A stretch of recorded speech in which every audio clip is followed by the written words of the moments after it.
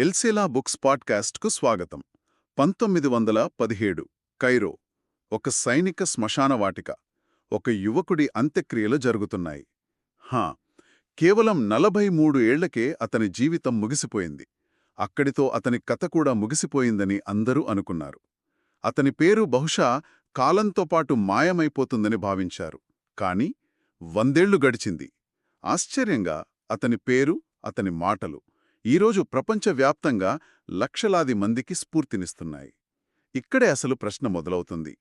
ఈజిప్టులోని ఒక సాధారణ సమాధిలో ఉన్న వ్యక్తి 100 ఏళ్ల తర్వాత కూడా ఇంత పెద్ద ప్రభావం ఎలా చూపగలుగుతున్నాడు?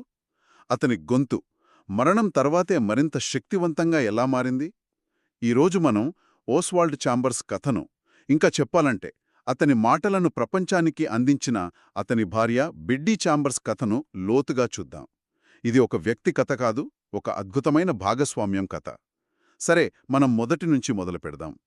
ఓస్వాల్డ్ ఛాంబర్స్ 1874లో స్కాట్లాండ్లో పుట్టాడు. చిన్నప్పట్నుంచే అతనికి కళ అంటే విపరీతమైన ఆసక్తి ఉండేదట. లండన్కు వెళ్ళాక రాయల్ కాలేజ్ ఆఫ్ ఆర్ట్లో కూడా చేరాడు. అయిపోయారు. కానీ అదే టైంలో అతనిలో ఒక ఆధ్యాత్మిక అన్వేషణ కూడా మొదలైంది. అవును. ఇక్కడే అతని జీవితంలో మొదటి సంఘర్షణ మొదలైందన్నమాట. ఒకవైపు కళ, మరోవైపు దైవసేవ. అతను ప్రఖ్యాత బోధకుడు చార్ల్స్ స్పర్జన్ ప్రసంగం విని చాలా ప్రభావితుడయ్యాడు. ఇంటికి తిరిగి వస్తూ ఒక వీధి దీపం కింద క్రీస్తుకు తన జీవితాన్ని సమర్పించుకున్నాడు. కాని దేవునికి కళ ద్వారానే సేవ చేయాలని గట్టిగా నమ్మాడు. అంటే పరిచర్యలోకి, మినిస్ట్రీలోకి వెళ్లే ఉద్దేశం అతనికి అస్సలు లేదా? లేదు, అస్సల్లేదు. నిజానికి స్నేహితులు ఎంత చెప్పినా వినలేదు. దేవుడు నన్ను మెడపట్టుకుని లోపలికి లాగితే తప్ప నేను పరిచర్యలోకి వెళ్లను అనొక స్నేహితుడితో అన్నాడంటే అతని నిశ్చయం ఎంత బలంగా ఉందో అర్థం చేసుకోవచ్చు. అతను తన బ్రష్తోనే దేవుణ్ణి మహిమపరచాలనుకున్నాడు. మరి కళాకారుడిగా ఉండాలనుకున్న వ్యక్తి బోధకుడిగా ఎలా మారాడు?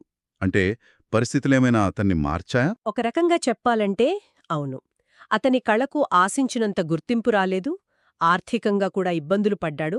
అప్పుడు బహుశా తన మార్గం ఇదేనా అని ఒక సందేహం మొదలైంది. ఈ అంతర్మథనంలోనే అతను ఎడిన్బర్గ్లోని ఆర్థర్స్ సీట్ అనే కొండపైకి వెళ్లాడు. ఆ రాత్రి అతని జీవితాన్ని మార్చేసిందని అంటారు కదా? ఖచ్చితంగా. అది ఒక సాధారణ ప్రార్థన కాదు, ఒక పోరాటం లాంటిది. రాత్రంతా దేవుని చిత్తం ఏంటో తెలుసుకోవాలని వేచి చూశాడు. ఆ రాత్రి దేవుని పిలుపు అతనికి చాలా స్పష్టంగా వినిపించింది. ఇంకా ఆశ్చర్యమేంటంటే మరుసటి రోజు ఉదయం అతనికి పోస్ట్లో డానూన్ ట్రైనింగ్ కాలేజ్ అనే ఒక చిన్న వేదాంత కళాశాల బ్రౌచరొచ్చింది. దాన్యతను ఒక దైవ సంకేతంగా భావించాడు. సరే, అతను దేవుని పిలుపును అంగీకరించి డానూన్కు వెళ్లాడు. అంతా సవ్యంగా జరిగి ఉండాలి. కాని అతని జీవితంలో అత్యంత కష్టమైన దశ అక్కడే మొదలైంది అంటారు. ఎందుకలా? అక్కడికే వస్తున్నాను. డానన్లో అతనికి ప్రిన్సిపల్ డంకన్ మెగ్రెగర్ ఒక మంచి గురువుగా దొరికాడు. అంత బానే ఉంది. కాని ఒకరోజు లండన్ నుండి ఎఫ్బి మేయర్ అనే బోధకుడు వచ్చి పవిత్రాత్మ శక్తి గురించి ప్రసంగించాడు. ఆ ప్రసంగం ఓస్వాల్డ్ను చాలా తీవ్రంగా కదిలించింది. తన ఆధ్యాత్మిక జీవితంలో ఏదో ఒక పెద్ద లోపముందని గ్రహించాడు. వెంటనే తన గదికి వెళ్లి పవిత్రాత్మతో నింపమని దేవుడిని ప్రార్థించాడు.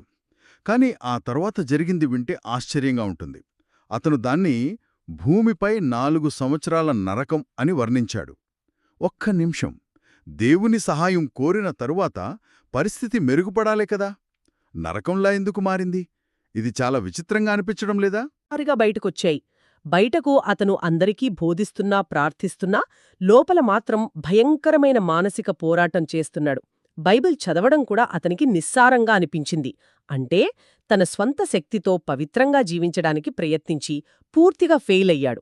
అంటే అతను ఆధ్యాత్మికంగా నేను దివాళా తీశాను అని ఒప్పుకోవాల్సొచ్చిందా?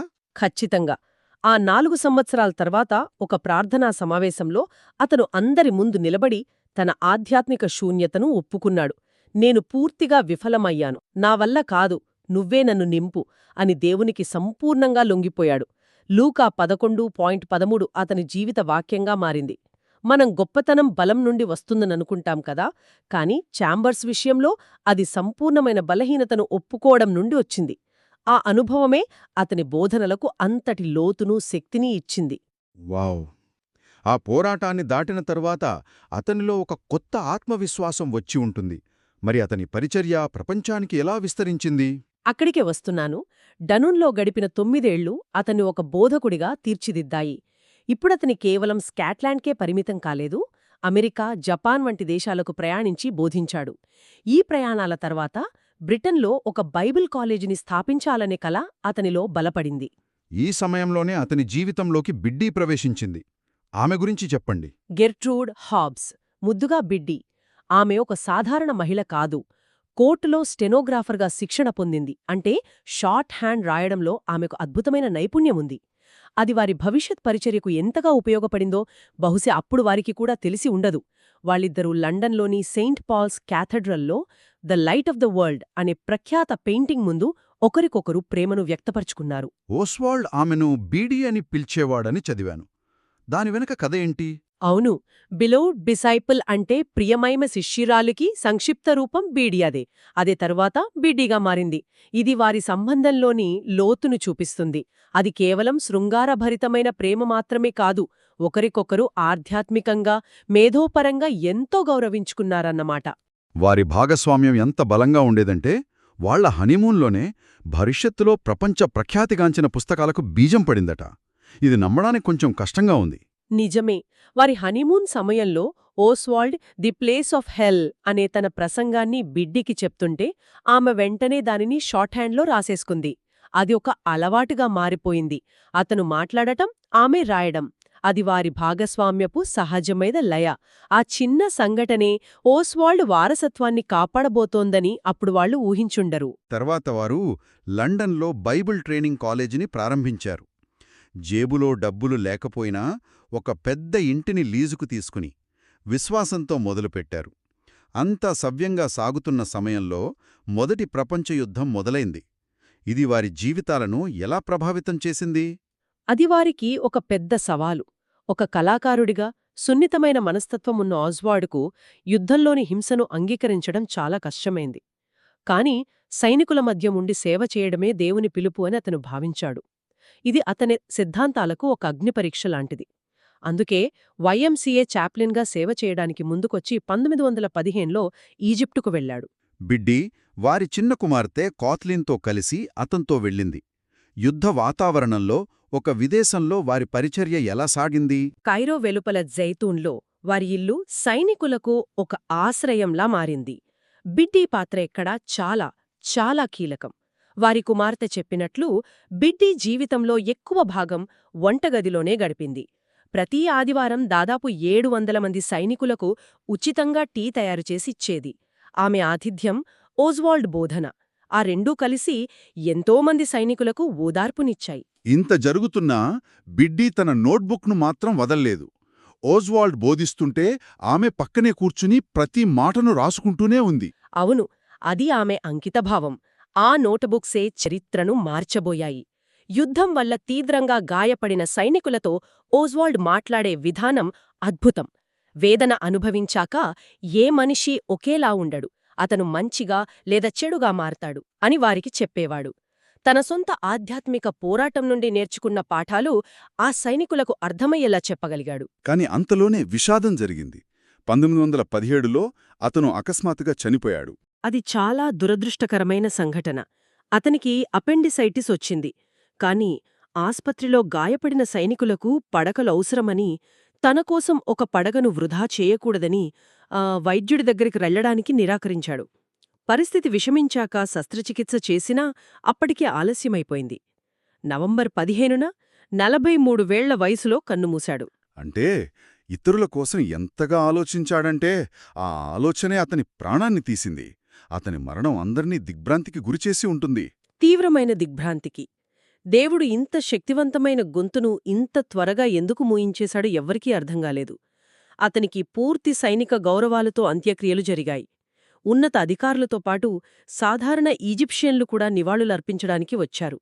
అక్కడితో ఓస్వాల్డ్ ఛాంబర్స్ కథ ముగిసిపోయిందని అందరూ అనుకున్నారు. కాని ఇక్కడే కథ అసలైన మలుపు తీసుకుంది. ఓస్వాల్డ్ మరణించాడు, కాని అతని మాటలు బ్రతికే ఉన్నాయి బిడ్డీ నోట్బుక్స్లో. ఇప్పుడు ఆమెం చేసింది? ఒక వితంతువు చిన్న పాపతో యుద్ధం జరుగుతున్న దేశంలో ఒంటరిగా మిగిలిపోయింది. చాలామందైతే తమ దేశానికి తిరిగి వెళ్ళిపోయేవారు. కాని బిడ్డీ అక్కడే ఉండి ఓజ్వాల్డ్ మొదలుపెట్టిన పనిని కొనసాగించింది. కొన్ని వారాల తర్వాత ఒక స్నేహితురాలు క్రిస్మస్ కోసం ఓజ్వాల్డ్ ప్రసంగాలలో ఒకటి ముద్రించి సైనికులకు పంపిస్తే బాగుంటుంది కదా అని సలహా ఇచ్చింది. వాళ్ల హనీమూన్లో బిడ్డీ రాసుకున్న ద ప్లేస్ ఆఫ్ హెల్ప్ అనే ప్రసంగాన్ని ముద్రించి పంపింది. దానికి వచ్చిన స్పందన వాళ్లను ఆశ్చర్యపరిచింది. ఊహించని స్పందన నిజంగా. సైనికుల నుండి ఉత్తరాలు వెల్లువెత్తాయి. దాంతో ప్రతీ నెల ఒక ప్రసంగాన్ని ముద్రించడం మొదలుపెట్టారు. కొద్ది కాలంలోనే వైఎంసీఏ ఈ పనిని స్వీకరించి నెలకు 10,000 కాపీలను ముద్రించి యుద్ధరంగంలోని ప్రతి చోటా ఉన్న సైనికులకు పంపటం ప్రారంభించింది. ఇదొక చిన్న జ్ఞాపికగా మొదలై ఒక ఉద్యమంలా మారింది. యుద్ధం ముగిశాక ఇంగ్లాండుకు తిరిగి వచ్చిన తర్వాత బిడ్డీ తన జీవిత లక్ష్యాన్ని కనుగొంది అన్నమాట. అవును, తన భర్త మార్తలను ప్రపంచానికి అందించడమే దేవుడు తనకు అప్పగించిన పని అని ఆమె గట్టిగా నమ్మింది. ఆక్స్ఫర్డ్లో ఒక బోర్డింగ్ హౌస్ నడుపుతూ తనను, తన కుమార్తెను పోషించుకుంది. మిగిలిన సమయమంతా ఆ షార్ట్ హ్యాండ్ నోట్స్ను పుస్తకాలుగా మార్చడంలో గడిపింది.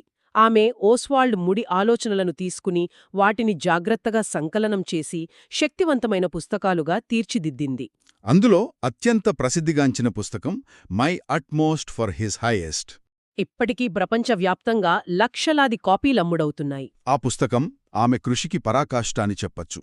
ఆమె ప్రతిరోజు కోసం ఒక పఠనాన్ని ఎంచుకుని దానిని ఓస్వాల్డ్ జీవిత నినాదమైన my utmost for his highest అనే పేరుతో 1927లో ప్రచురించింది. అప్పటినుండి అది నిరంతరంగా ముద్రణలో ఉంది. ఇక్కడ అత్యంత ఆశ్చర్యకరమైన, స్ఫూర్తిదాయకమైన విషయం ఒకటుంది. 1966లో ఆమె మరణించే సమయానికి ఓస్వాల్డ్ పేరుమీద దాదాపు 30 పుస్తకాలను ప్రచురించింది. కాని వాటిలో ఏ ఒక్క పుస్తకం మీద కూడా ఆమె తన పేరును వేసుకోలేదు. ఎందుకు? ఇదే బిడ్డీ గొప్పతనం. ఆమె తనను తాను ఒక రచయిత్రిగా కాకుండా ఒక సంరక్షకురాలిగా చూసుకుంది. ఆ సందేశం తన భర్తది, అంతకంటే ముఖ్యంగా దేవునిది అని ఆమె నమ్మింది. తన పేరును ముందుకు తీసిరావడం వల్ల ఆ సందేశం యొక్క ప్రాముఖ్యత తగ్గుతుందని ఆమె భావించినుండవచ్చు. ఓస్వాల్డ్ ఎప్పుడూ క్రీస్తువైపు మాత్రమే వేలు చూపిస్తాడు అంటారు. కాని ఆ దిశను మనకు స్పష్టంగా చూపించే దీపాన్ని వెలిగించింది మాత్రం బిడ్డీ. ఆమె తన భర్త వారసత్వం వెనుక నిశ్శబ్దంగా, నిస్వార్థంగా పనిచేసిన ఒక మహాశక్తి. కాబట్టి మనం మొదట్లో వేసుకున్న ప్రశ్నకు సమాధానం దొరికింది. ఓస్వాల్డ్ ఛాంబర్స్ ప్రభావం వెనుకున్న రహస్యం కేవలం అతని ప్రతిభ మాత్రమే కాదు. అతని మాటలను జాగ్రత్తగా భద్రపరిచి ప్రేమతో ప్రపంచానికి అందించిన బిడ్డీ ఛాంబర్స్ యొక్క అచంచలమైన అంకితభావం.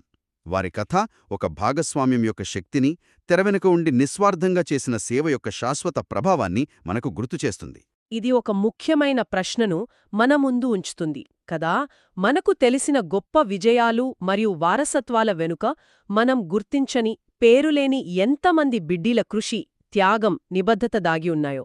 వారి కథలు కూడా మనం తెలుసుకోవాలేమో. విన్నందుకు ధన్యవాదాలు. మరిన్ని విషయాల కోసం మా ఛానల్కు సబ్స్క్రైబ్ చేసుకోండి.